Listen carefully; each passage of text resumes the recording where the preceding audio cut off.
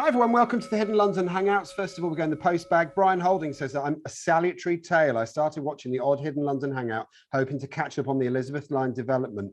I can handle it, I thought. Then I started looking out for the episodes. Now here I am, mainlining the live stream every time. Is there a helpline available? Yes. The 4 doctors are available between 6 and 7 every Saturday to help you. Welcome to the Hangout this week. Today, we're off to Metroland. I don't do this alone. I've got 3 amazing folk from the London Transport Museum to guide us through and to make us laugh. First of all, Christopher Nix out the traps. Hello. Hello, Alex. I love the fact he said I listened to the odd Hidden London Hangout. Some people would say they're all odd. There's nothing odd about us. Siddy Holloway, I've had the pleasure of spending a lot of time with you this week, giggling and learning about all sorts of safety equipment on the tube. How are you, darling girl? That sounded a little bit like you weren't pleased that I was there being my studious self next to you. It's been very full on, hasn't it? So I'm feeling a little bit sleepy today, I must say, but it's been very good. Essentially, we've been doing some courses for TfL because in order to do everything that we do and run the tours that we run, we actually do have to be certified for a lot of safety critical things. So we've been doing that. It's marvelous, and you get a ticket like this, which is amazing. Just look at the picture there. Hello. Vintage Al. Laura Hilton Brown, you gorgeous thing. We've got some cracking stuff coming to you. I might even show you my plums later. I mean, that I am particularly looking forward to, Grundy. I like that the feedback you just gave in the intro then, that the guy said that he had been mainlining it. Boom. What a pun. No? Very good. I'm glad that you and Siddy are finding the course tiring as well, because I did at the beginning of the year and it totally made me drop to my knees. I was that tired. Haha, so dragging you in with me. It's more tiring than COVID, honestly. I'm absolutely exhausted. It's so stupid because I literally got home and I was just I had to have a couple of meetings and I was like, what? Just trying to keep focus. I think when you're not used to doing classroom-based learning, and then you're doing it again, it's like going back to school with the tests and exams, isn't it? You kind of your focus, and it's quite tricky. It so is. I actually went to the opposite of what we do here. I went to bed when I got home last night. I just thought I've got to sleep. I'm too tired. Anyway, listen, you're not interested in that. You're interested in this. We're off to Metroland. You loved it last time we did it. We're going back again to look at a specific place, a beautiful place, actually, a really lovely place with lots and lots of lovely vestiges of the past. It's Ruislip, and we go back to 1904 to begin with. Christopher Nix, historian. Tell us a bit more. Yes, and this week I've been joined by Mags, who's just behind me there. So, exciting one, this one. We get to come up to my neck of the woods. We've done yours, Alex, with Woolwich, and yours, Siddy, with Shepherd's Bush. So now we're back up firmly in Metroland.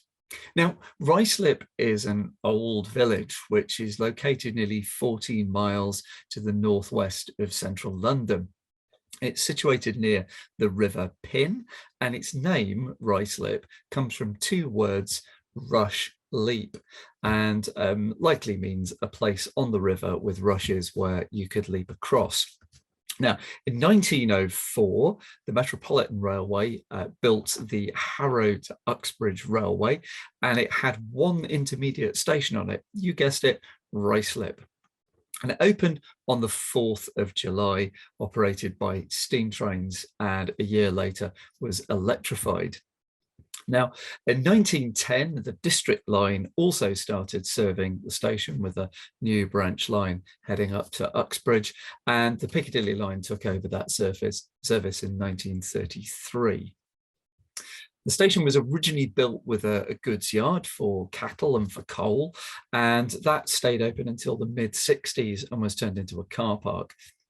The station itself was promoted as a place to live as part of Metroland, and also as a place to go and visit, so day tripping out to the countryside and the woodlands nearby. The station survives today largely as it was built, and has a local listing from Hillingdon Council. And with that, let's have a look at it on its opening day. Awesome. Wow. It's quite fancy, right? When they put headboards on trains back then, they really did it. So although the station at Ruislip is not disused, one bit of it became disused in 1975, but we'll get to that. You can go and visit that station today. The station itself looks quite similar, but the platform environment has changed a little bit. What do you notice about that loco, by the way? Just take a look at the front side of it. Oh, it looks like the one we have at the museum. Right. Is it? I love it when a teacher asks you really open questions. It's like, is it a steam train? Has it got a wreath on it? It's got the condenser tubes on the Oh, side. Marks, well done. I didn't ask you that before or set that up. So yeah, it's a condensing locomotive, that one, just like the one we've got in the museum. Well done. That's the noise I it knew makes, that. Sidney, I by just the thought way. I'd let Siddy answer. I love the fact that everybody's brought their prams out for this, and the little dog on the platform opposite. It's quite cute. Do you know what I think it was? I think it was so they could nick something off it and put it in the pram. Very grand, isn't it? I know. I wish that headboard survived. But there you go. That's the from a little bit further back on that platform with the bridge added. And actually, the interesting thing is, because obviously, well, funnily enough, we ended up getting on the train at Ruislip after we'd had a drink with Chris. And vaguely, and my memory is quite vague after a few sherbets, but it looks very much like that now, doesn't it, Mr. Nix? It does. I mean, we could almost just go and have a look around it from there, couldn't we? Should we just sort of pretend that I arrived on a train? Let's do that.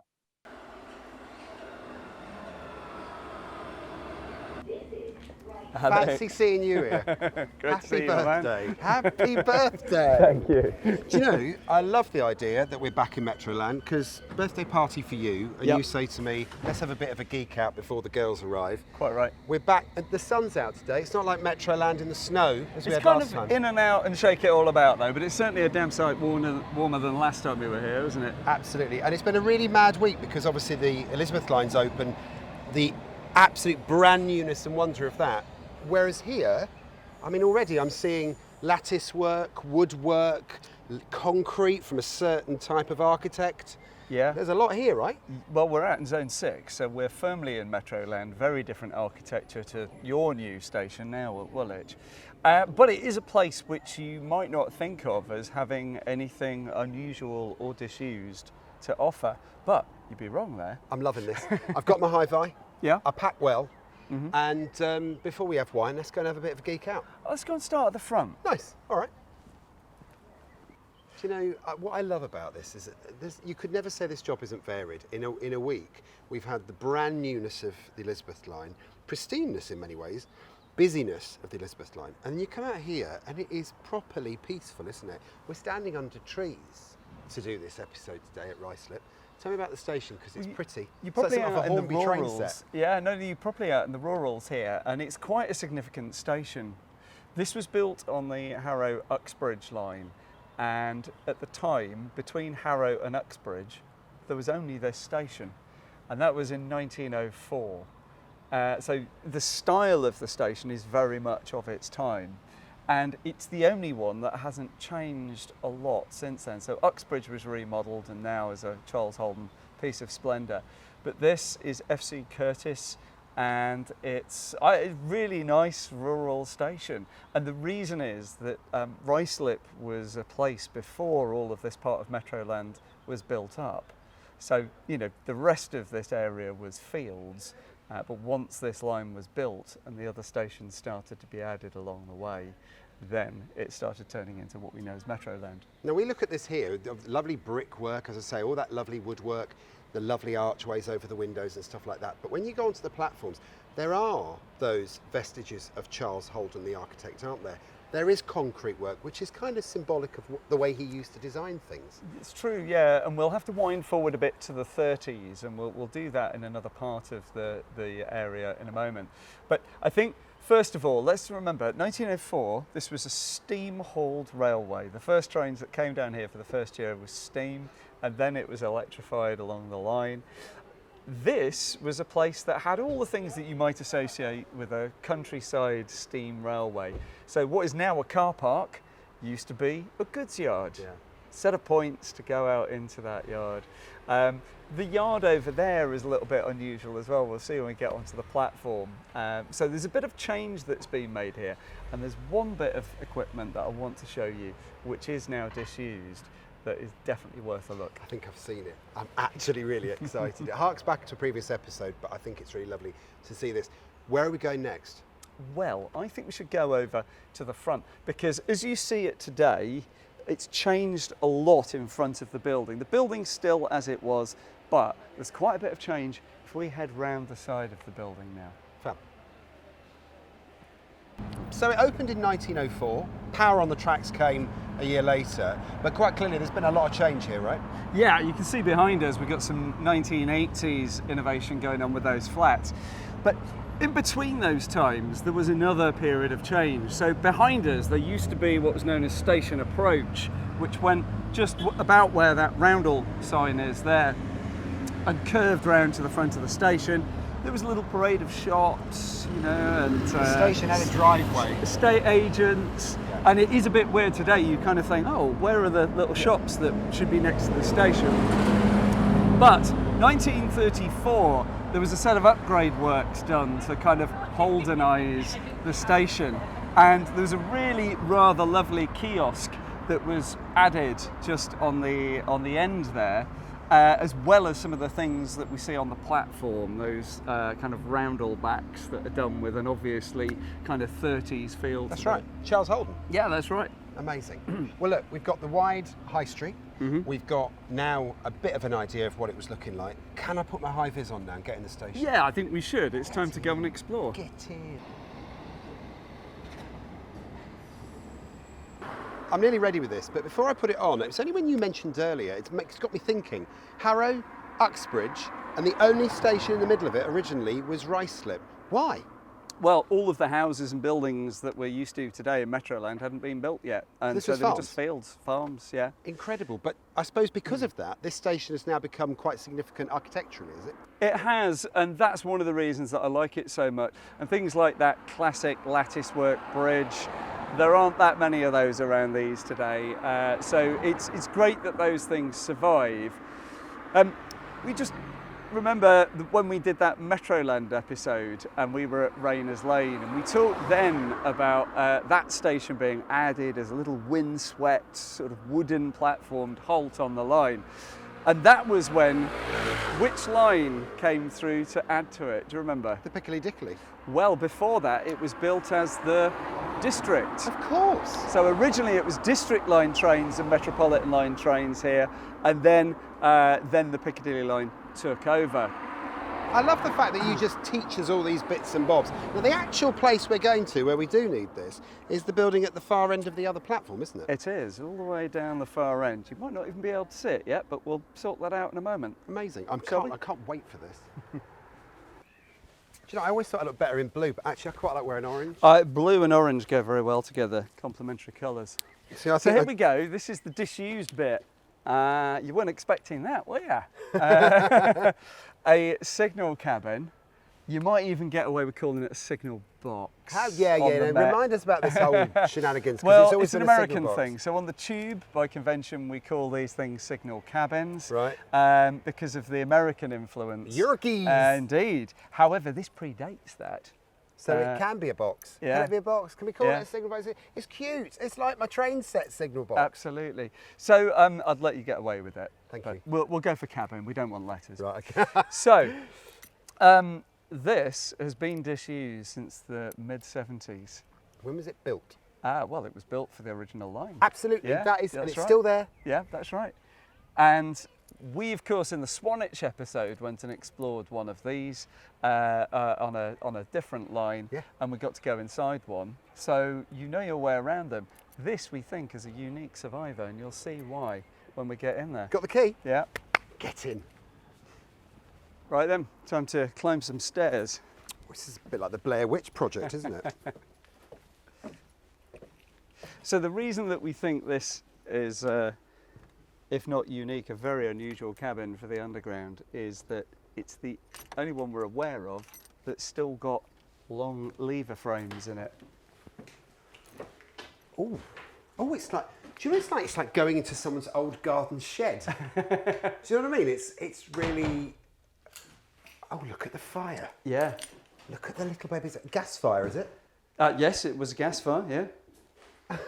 I can't believe I've got a camera. So you've actually let me loose on a camera. Presumably that was the board that showed the route. Absolutely right, yeah, it's the route board. So hold on a minute. The question, why is there not a window here? Well, because you don't need to see that what's there? going on straight in front of you. You need to see what's going on either side of you, don't you? Yeah, but I know, but you just sort of imagine there's lots of glass. So, let's be honest, it's not pristine, is it, anymore? However, it is in remarkably good condition, given how long it's been disused. I love it. 1975. I love it. And to the present day, it is remarkable how good it is. Well, the thing is, this has been out of service longer than I've been on this planet. Right. So, you know, and I look pretty battle weary now. I've got a few years on it, but on its closure, but only just. Can I just say, I'm not a cameraman, by the way. I'm holding this thing. I don't know if I'm any good at it, but you know, we're getting what we can. Well, that's fine. We've got the main one has got the wide, and we're just doing the detail. So whatever takes your fancy, we can use that to show our viewers. So you might notice straight away that there are levers which have been left in a position. Yeah. And that's because they were left in the position that they needed to be when it was last operating. So historically, they decided as a gift to history, Yep. they would leave it exactly set. Why is that one just slightly forward? This one here? That might be because I came to do a recce here earlier in the week with a good chum, Phil McCusker from LU Signals, just to see what we were dealing with and make sense out of the frame, because it's a long time since people came and actually had a look at it. So we were able to work this out. So these are signal levers, and so they would operate the signals on the line going that way, the Right. up line. And then those ones are the ones operating going down into town. Okay, so you've got this is the outer signal, that's the inner signal, and that's the starter signal. And then coming the other way, that's the starter, that's the inner, that's the outer for the line going eastbound. Blue one. What's that? Yeah, blue one is called a king lever. Okay. Sorry. Yeah, There I are- thought that too when I saw it. Do you remember that I mentioned that there was a goods yard over on the other side originally? Yeah. So one of the reasons that this is such a big frame is because there was actually a lot going on here. There were several points, there was a turn back set of points, and there was also the points into the yard as well, and the signals in the yard. So that's why they needed so many. And I'm just these- pausing, by the way, just up there. I can see a train coming. It's Oh, yeah. really cool. You can finally see it. Metroland. I hope the camera's catching because the screen is so dark. It'll be a pinprick in the distance. But I on just that, love but the fact you're exactly what you were saying a minute ago Yeah. about the windows going this way and that way. Oh, wow, look at that. Crikey, where did you Snuck up come on you. from? Where It's a- did you come from? It's a trainee signal one, isn't it? Sorry. It was train there. And then down here, you had your yard. And you've got these ones are the ones to operate the points. For some reason, they've been shortened. So those originally would have operated the points. What would have been up here, do you think? Dings, bells, things Hey, like that. Yeah, All you the see it ding, every dings. week at the beginning and the end of the show. They probably would have been Sykes ones because that's what was used up on the... This is really cool. I have to say, I'm so sorry. I really need to control my excitement a bit more, but it's really quite fantastic when you suddenly realise the sort of energy that you'd have had, the excitement you'd have had as a signaller Yeah. on London's underground system when a train passes by, you know? But of Sorry, course, I'll you stop would have grilling. had the advance warning because Yeah. you would have been controlling And them. ding, ding, ding. Would it So been- you would have had the bell codes for the trains approaching, and you would have been sending them on to the next stations. So when this was built, that would have been Harrow that way and Uxbridge that way. You would have also probably had a signaller's telephone so that you could ring. If you remember, in series 1 of the Hangouts, we had a signal telephone as our title plate. That's on right. that one on the pink wall. And you would have had those block indicators. So this would have been absolute block indicators. And the block indicators are at the beginning and end of all of our episodes. They're the things that look like a clock with a dial on them. The one that just moves to say train on line and line clear. That's an absolute block indicator. It's from a different railway. It's not quite the type, but it's very similar. Yep. And then on the left-hand side of the show title plate, just underneath the telephone, is a little bell tapper as well that you use to send that bell code. Now, this thing is an unusual one. Little windy handle. What is that then? Well, when I first looked at it, I thought, is that a magneto? And Phil and I were looking at it, and we realised it's actually for unlocking signals. So it's basically it's a very, very long wound screw with a set of contacts, so that if you need to unlock a signal, it takes about 2 minutes to do it. And it's a safety device so that the signaller is less likely to set a signal against a set of points and do something dangerous. Makes you stop and think and takes a while to do. In some boxes or cabins, it'll be a lever to do it, but here it's a winder. Now, here there is obviously a colour scheme which has been used. By the way, just in case you want just how much Chris knows, we never orchestrate what these questions are. You can probably tell because I just ask what I think is interesting. Chris has to respond to everything I ask. I know whether you know this, but there's a colour scheme involved here. There's red, there's blue, there's white. Is there any particular reason why these colours are used? There is. So the red one's signals. Blue is used for king lever. There's a couple of bits of convention which we were trying to puzzle out yesterday, which are just a bit different. And you can see that somebody has previously, this wasn't us, has wondered the same thing and been scratching them off. So the white ones are out of use. That's the colour for not used, basically. Oh, really? But at some point, that's been a signal. Because it's got red underneath it. And this is common across the network. Is it white? When signals were like this, white meant out of service. Yeah. How interesting. So actually, over time, this box became redundant, didn't it? I mean, yeah, gradually bits withdrawn when the goods yard went away. And we were also looking to see if any of them were yellow underneath or just raw steel as well. So yeah, there's a colour code there on the levers. Also, the desk. Right. Come have a look at the desk, because I always get excited when I find a desk because it's a flip top. So school what desk might be in it? It's a school desk. That's right. So come for your lesson. There are of course a couple of packets of old fags in the cigarettes for our American friends, and these are the tubes that would go just up on here. Oh, I see. Hang on a minute. So can you see there's one still in place? So they're bulb holders, aren't they? That's right, yeah. And this would have originally had a glass panel with the track diagram legend in front of it, and then the bulbs would light up behind it, and these shrouds make sure that the light goes where it needs to be on the diagram, not just flooding the whole thing. And then inside, can you see there's a bulb there? Actually, it looks like it's a red painted bulb, that one. But come over here and have a look in here, because there's a couple of spares over in the back. If we just pull them out. Oh, you see, our American viewer's going to love this. A bayonet fitting. Bayonet fitting, right. Look at What's that. one of them? Now, if we hunt around, I seem to think there was one that we spotted yesterday, there we go, which has LTE. London Transport Executive. Well done. So, yeah, spot on for the age that this was last in service. That's so cool. It's a nice little thing. I love modern cameras, by the way. The screen goes black after about a minute. It's very helpful. Fingers crossed I'm filming what I'm supposed to be filming. Who knows? But there you go. Edison screw there for our American viewers. There you go. You're a bit more familiar there. So this is basically your kit of parts, isn't it? Spares. It is. And also, we know we've got some fans of lighting who will be screaming right now, it's a globe, it's not a bulb. It's not a bulb, is it? Sorry. It's that technical plant stuff. bulbs, yeah. It's lovely, but I think those, even though it's peely painty and a bit creaky, I think there's something utterly enchanting about the fact that London's Underground, again, because we're so modern at one end of our series, and so old at the other end of our series, it's all part of London's Underground. I just love it. Absolutely love it.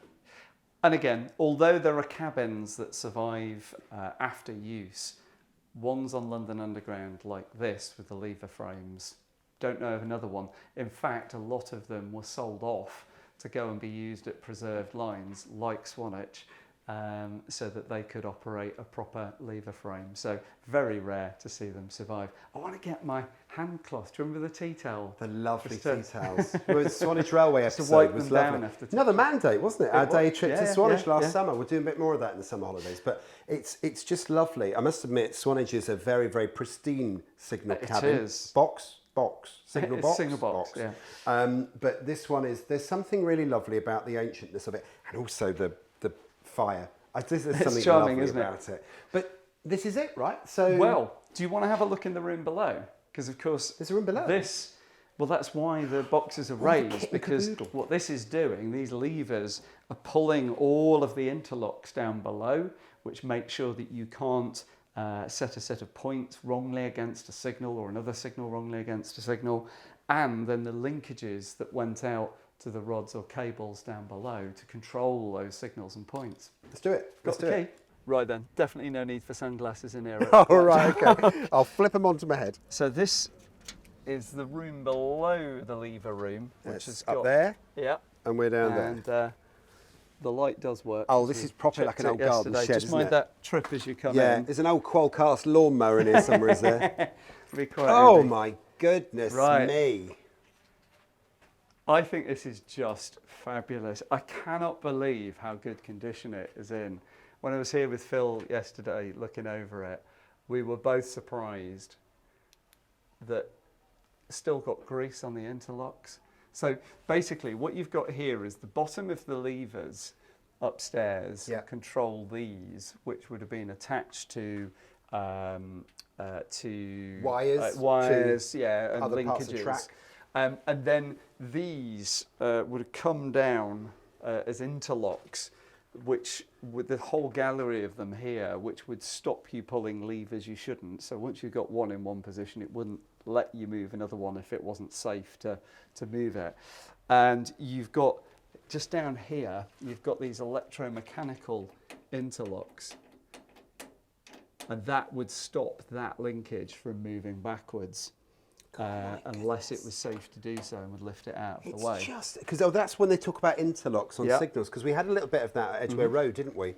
Yep. And If we lift that off, that's basically a rotary contact. If you just come around the side a there. rotary contact, Yep. ladies and gentlemen. So it's basically just a lot of switches which all act when that moves. And an interlock, it basically means that something can't happen if that interlock isn't in a position where it can happen. That's for right. Safety or function. It's an analog computer that knows what's safe for you to do, what combinations of lever pulls are safe, and stops you from doing anything unsafe. So, A couple of things that from an architectural point of view, from me. yeah. If you've ever been into a Victorian house and been into a cellar, you'll know that's what the floor looks like from below. We were walking up there a minute ago looking at the signal levers. It's all This is quite the sound. floor. It is, isn't it? I was thinking that. Do you know what the other thing this is reminding me of? An episode which we are going to be doing. It reminds me of being in belfries, Yes. being up where the bells are in the top bit of the tower. Oh, is that another Heights episode? Yeah. Lucky me. Can I just say, by the way, just look into the camera Yeah. for a second. He's just celebrated a birthday. Would you not say he's wearing phenomenally well? Oh, well, bless you. Properly wearing well. It's a good doing life. this job. It keeps it's a good you. life. So yeah, these kind of slots in the floor is where the rods or cables would go out to actually do the controlling of points and signals. So that's how they'd leave the building, through the back of it. Through the holes? Through basically through holes that, in the yeah, so brickwork? that covers. Oh, I see in there, yeah. Yeah. No, through. Oh, under here? Under here, yeah. Cool. But yeah, it is astonishing how relatively complete this is and in what good condition it is. And do they, I mean, even now, you can say, we can see the grease up there. Do they lubricate it now? Or is it still being No, lubricated? that will have been lubricated when it was last left. And so, you know, the grease has gone a little bit runny, but otherwise it's remarkably good condition. So this is, I think this is quite historically significant, and I think having now found it, museum's going to take an interest in it, like we have with the Edgware Road signal cabin. Love this. Look, I've had the best time. It's time to celebrate your birthday now. It is. How would you like to do that? Well, you know, Metroland is famed for its green spaces, isn't it? And people having their hobbies of, say, allotments. Do you like a little Drinking? drink and Food? nibble on the Party? allotment? I think we should. Sounds pretty good. Let's go and see if we can meet up with Laura and City. Love it. Love your garden shed. It's great. I've lost track of how much I've drunk today. Well, I've been keeping score, so I can help you with that. I think this is what Metroland is really all about. It's the being able to getting come drunk and on relax allotments in a green environment. it's to see the beauty of the underground in a different setting. Can I just say, I love your throne. What the you see, I quietly like the coach one that City's on. If you look, it's all of the blind. So it's got private, excursion, I know, relief, I just saw I actually express. paid for that, so I just wanted to say something nice about I'd it. just like to say that I do love these cushions, but this isn't mine. I didn't bring it all the way from Bromley to Ruislip. This was already here. I just seemed to be on the chair with it on. And this is my first glass, and I'm genuinely looking forward to a party, courtesy of Mr. Nix, on an allotment. Celebrate Mr. Nick's birthday. And how utterly lovely that we are all Cheers. together. So cheers, guys. Cheers. So we are heading towards the 100th episode. We've just celebrated 20,000 views in a week I for just an love that episode. you're doing this later. I feel like very Roman, if this was a isn't it? leopard skin rug, I think we've got, it's like women in love, isn't We it? need a crackling fire and We'd front of have Alex you right naked and now. Yeah, and someone else to It's wrestle not with, yeah. happening. It's just, We've got the oh, come on, barbecue, but Nixie, it's come not on, you're the an same. open-minded boy. Do you know what, how lovely. Happy birthday, Nixie. Happy birthday. And here's to the Hidden London Hangouts. Thanks for Cheers watching. to everyone. Joining us. Cheers. Oh dear, what a day that was. The next day was a bit more difficult to remember, but it was a beautiful, beautiful day. Lovely, lovely stuff. Happy birthday to you, Nixie, obviously. And as I say, everything we said in the piece was totally true. What a lovely day it was. Well, thank you. Yeah, no, it was so lovely to have you all over there. And you weren't that bad. I didn't have to take anybody to the station in my wheelbarrow. So I think you all did very well. We did. Wow, We did. the bar is truly and well low. It is for us, yeah. It was Well, fabulous. it was actually, the bar was in the allotment is what we'd want to say. It was brilliant. Absolutely brilliant. Nice day though, wasn't it, Law? It was really lovely. I'm sorry that Siddy and I couldn't join you for the signal cabin section of it. What I do really love, though, is when we do get to explore these lovely kind of secret and hidden spaces above ground and in the sunshine, because we all spend such a large portion of our working lives underground, which is obviously fabulous for very, very many reasons. But every so often when our Hidden London Hangout journey brings us above ground, it's actually really nice. And I thought that was a really lovely little exploration into the cabin. I really love it. And particularly, you know, when you go on like railway journeys in this country, especially when you go on the Great Western Railway, you see these kind of sandstone buildings and old signal boxes and all those sorts of things, almost chocolate box, really. It's nice to have a few of those things on the London Underground, because you're absolutely right, Law. It was a beautiful sunny day. It was a really nice place to be. And actually, when you look at it, I mean, look at the station now. It hasn't changed much, really. And actually, the slight creaking antiquity of it, I quite like. If it was all pristine, it would lose a lot of that, wouldn't it, Nixie? Yeah, I mean, there it is in 1933, and it doesn't look so different today, does it? And it's quite sweet that it's the one that survived. And inside as well, it's obviously got its ticket gates and has been modernised. But if you look up in there, you can still see those roof beams, and the basic shape of the station inside is just like it. It's gorgeous. And I mean, when we were looking inside that signal box, that cabin, let me show you my cabin. The thing is, after our training this week, Sids, it made me realise how much, I know this is going to be a bizarre thing to say, but how much thinking a signal operator has to do before they even change a signal. It is a remarkable amount of deep, systematic thinking, isn't it, really? Yeah, I mean, it's like it's air traffic control for moving trains. But the thing is that it's relentless. It's continual and constantly going. You have to think about so many things, almost parallel. And it's not like every time you've passed, you know, you've got one train through. Well, you've got another one, you know, for an X amount. It's really extraordinary what the work that they do. Lovely. And of course, Laura, you're into the sort of aesthetics of all of this. You do love the fact that it's a beautifully kept box, isn't it?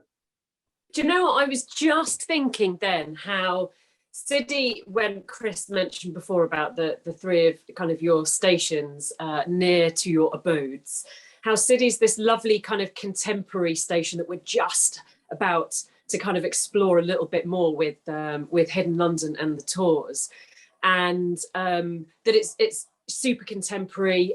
You know, it's a really kind of residential area next to a really iconic, you know, shopping mall.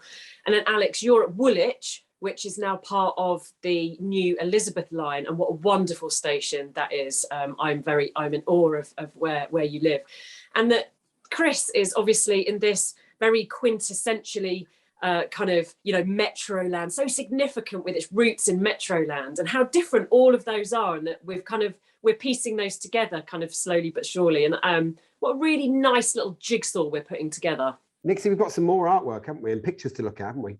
We do, yeah. And this next picture I really love, because it shows you really how this station fairly quickly just started to gently evolve, which is all it's ever done, really. It's just slightly adapt from what it was. So this shot is in 1934, before it starts to get some of its upgrades done. You can see the signal cabin there, sat at the end of the platform on the right hand side there. And if you just look on the two different platform fences, can you see on the right hand side there's a bullseye roundel, but if you look on the left hand side, we see something we've seen before, which is a diamond variant of the bullseye. And that was the Metropolitan Railway, wasn't it? Yeah, always like to do their own thing. We talked about this a little bit, I think, on the Rainers Lane episode, the first Metroland one. And yeah, that was a very distinctive alternative, which the district line also used for a bit as well, the Metropolitan District. Yeah, also. Beautiful stuff. And we've got the interior of the booking hall, haven't we? What? Yes, we do. I'll just jump back to that. So. Oh, you suddenly sounded so northern there, Chris. Did I? I'll just jump. My thinking voice. I'll just jump back to that. Where's that grimy old picture come from in the middle? Here we go. Okay. So yeah, you can see it was quite a grand interior, wasn't it? Originally, massive, great wooden doors, and what do you reckon? Do you reckon that's a chocolate machine on the background, or? What other type of machines might there be these days? One of those Nestle ones. Yeah. Yeah. Nice. Yeah. Nice. A nice station clock.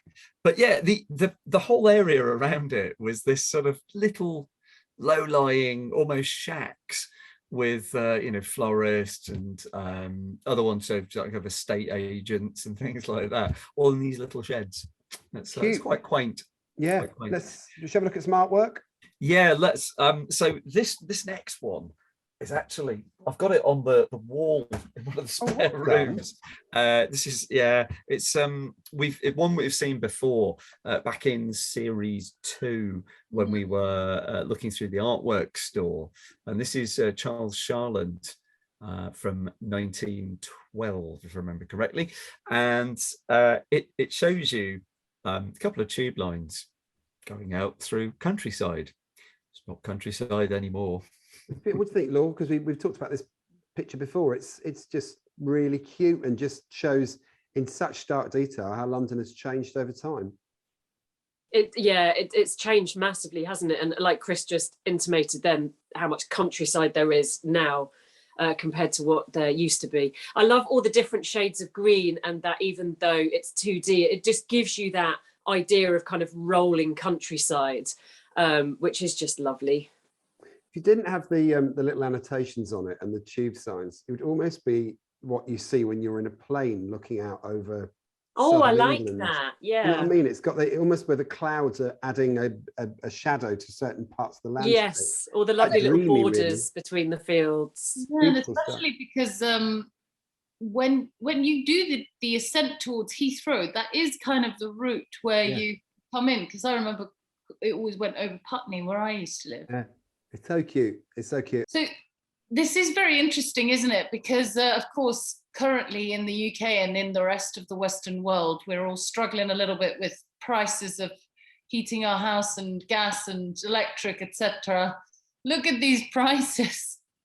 Oh, wow. And that's precisely what the Underground wanted you to do. This was the point of this poster, was to get you to think about what it Lure might be you to out. live in these areas and be lured by these low prices of living in these different areas. You do the math. Yeah.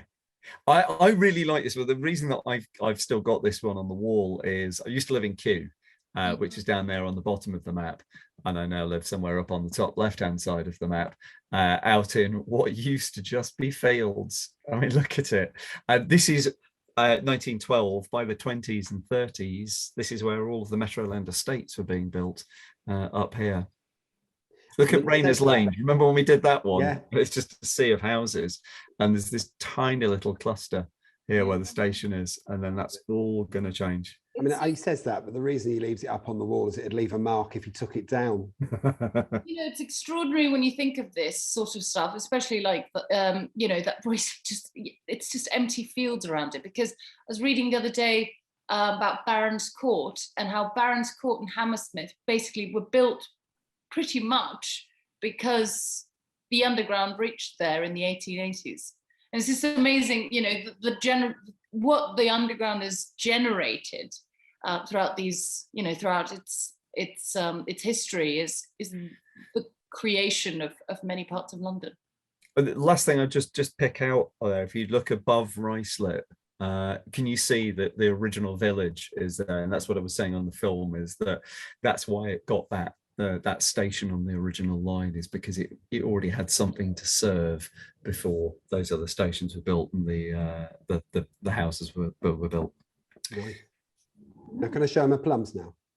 Yes, I think people have waited long enough. Laura, so there we go. Look at this, Law. Oh, Alex. What do you think Lovely of that then, plum. love? I mean, this is just an extension of what we were saying on the previous poster, where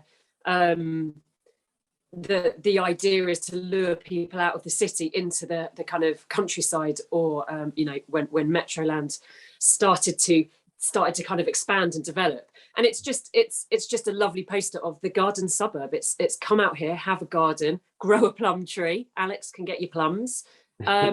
And I love the muted tones of the colours, and it's just very spring, summery, gardeny kind of loveliness. I even love the slightly wonky ricketiness of the fence. Me too. Yeah, do you know what I mean? It's, you know, That's such a good spot, though. It seems almost like a screenshot from Beauty and the Beast, the Disney film. You know, like when Bella's talking about the market and all that stuff. No? Just me? No, I'm with you. I'm loving your observation there, Lorda, because a lot of the fences that you saw in the background of those photos I was showing earlier with the sort of the shacks, they're exactly like that. This kind of rough-hewn country fences. So good spot. Yeah, it just makes me think it's like less uniform and structured than the city. It's trying to kind of pull out that, you know, countryside, and you know, doesn't matter if it's not kind of as structured in a way. I love it. It's a beautiful piece of art. And I know, Alex, that people are going to be keen to know the artist. Deep breath here. Emilio Camillo Leopoldi Tofani. Who? What's it? Wow. Again? Yeah, there you go. It's good poster. Emilio DeFilio. Camillo.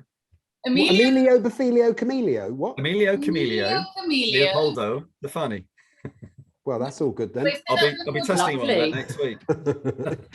How lovely. Do you know, what a lovely little trip back to Metroland. I'd never tire of Metroland. Being a city boy, I'm sure there are people actually watching this who wish that Ruislip and the rest of Metroland still look like that with the rickety fences and everything else. But there's something rather beautiful. And this is exactly why allotments are so popular, because they're a little bit of, I mean, apart from Nixie, who has a perfect allotment, I have to say, an allotment allows you to be a little imperfect, but perfect enough.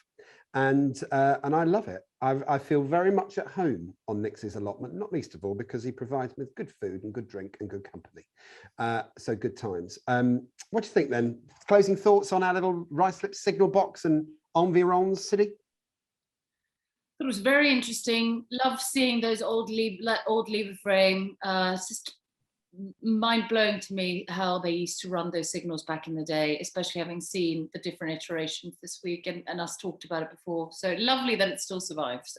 Thank you for showing us. Gorgeous. And Laura, obviously it's just the beautiful ramshackled beauty of it all, really, isn't it? It is. I love that the Ruislip station in its current form is so similar to its kind of original form as well, with the footbridge has still got, and when you said lattice, it massively made me think of like a strudel or something like that, nice apple pie. But it still looks so similar, and I love it when the world moves on and people move on and tech starts to take over, but you still have these little pockets of history and design right there that still exist, even though, you know, the trains are so different to what used to run through there to what runs now. But the design is oh so similar, and I really like that. And I genuinely had a very lovely evening post you guys going to the cabin. So thank you for the allotment fun, Mr. Nix. Gorgeous. Would you like a pie, Nixie? Pie, love one. Yeah, is it contain plums? Absolutely. Thank you for taking me there, by the way. It was absolutely lovely, and happy birthday and lovely party as well. And thank you all for coming. It was lovely, and thank you too for that splendid Routemaster picnic rug that you gave me. That was in the bag. That was just, yeah, that will come in very handy for future trips, I think, when we go on the road. Our summer season is looking pretty spectacular, so keep watching. So notes, queries and questions. Couple of hellos, first of all. We've got a couple of photographs. I've been accosted. The first one is Paul. I was at Mighty Hoopla and Paul ran up to me and he said, Alex, love the Hangouts. Say hello to the team. So this is Paul, everybody. Say hello. Hi, Paul. Hello, Paul. Hi, Paul. And we love him. And also, I was on the Metropolitan line, actually, coming up. I don't know what I was doing on the Metropolitan line. I don't know. And Ben Lego Ben. He was there. He said, oh, And cool. I loved the Lego episode. So nice. So he said, oh, how's it all going? And I said, it's fine. You still watching? He said, yeah, of course I am. So that was really, really lovely. So loads of lovely stuff there. Loads of comments after the South Ken episode as well. And first of all, your sneeze law was loved by the world. Absolutely loved. Can we have this every episode? Well, Nixie was quite clever because I think he kept in my reaction afterwards, which was genuine. I've just made like a really huge interruptive sound.